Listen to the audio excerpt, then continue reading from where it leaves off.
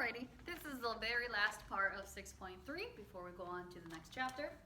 Here we only have two examples for today. We have example 7. It says if secant equals 2 and your degree is in the fourth quadrant, find the other 5 trig functions. So for this one, we're going to be focusing on secant. What I understand from secant, it's the reciprocal function of cosine. So if secant is 2 over 1, or just 2, cosine is the reciprocal of that, which is 1 over 2. And I know it's in the fourth quadrant, so this is where your chart's going to come in handy. So cosine is equal to 1/2. Cosine is considered your x-coordinate. So we're going to look at the fourth quadrant.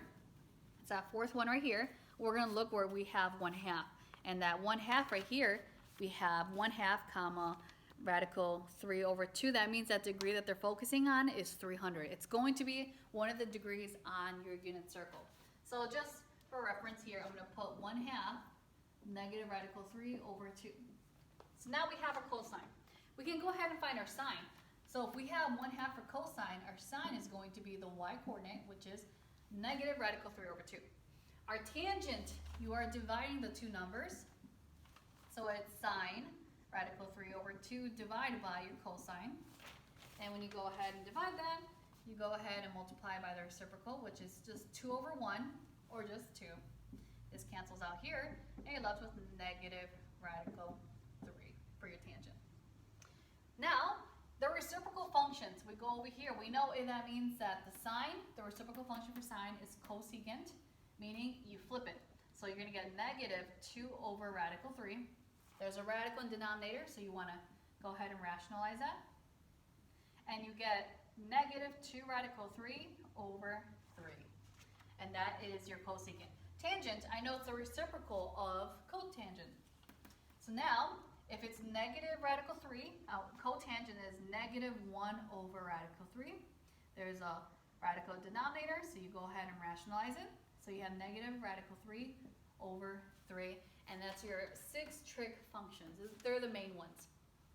Area. So they had that fancy symbol for A. I'm just going to put an A here. To find an area of a triangle, this is where it's important because these triangles are not the right angle triangles. They're just other triangles, obtuse triangles, or acute triangles. To find the area is very different than finding the area of a right triangle. Here, we want to find the area of ABC. So A is equal to 1/2 times AB. AB is considered the included side of the angle that they have for you here. So included side to the angle that you're going to use here. So here, we can go ahead and solve for it. So this is a triangle. We have 120 degrees. We have 10 and 3. From what I know, I have 120. This angle has included sides of this one right here, and this is right here. So that means 10 and 3 are the included sides. So I can go ahead and proceed with my equation. 1/2 times both your included side. It doesn't matter which order because you're multiplying them in the end. So 10 times 3 times the sine of that included angle. Those two sides meet at 120, and that's very important.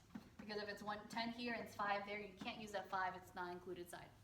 Now, you go ahead and multiply, and you can multiply all of it together, but I just go ahead and simplify more. This is 15 sine 120. They said to use a reference angle. I noticed that if you do 15 times sine of 120 in your calculator, you end up with the same answer as 15 times the sine of, I believe it was 60 that they used.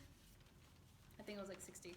And they gave you the same answer. So it's going to be 12.99, etc., and that's rounded to 13 units squared. But always make sure you just have it a number 13 instead of in terms of that. So that's it for today. If you need more help, let me know. Go down here, email me up. I am here to help you to tutor. I can do via FaceTiming or Instagram. Bye-bye, guys.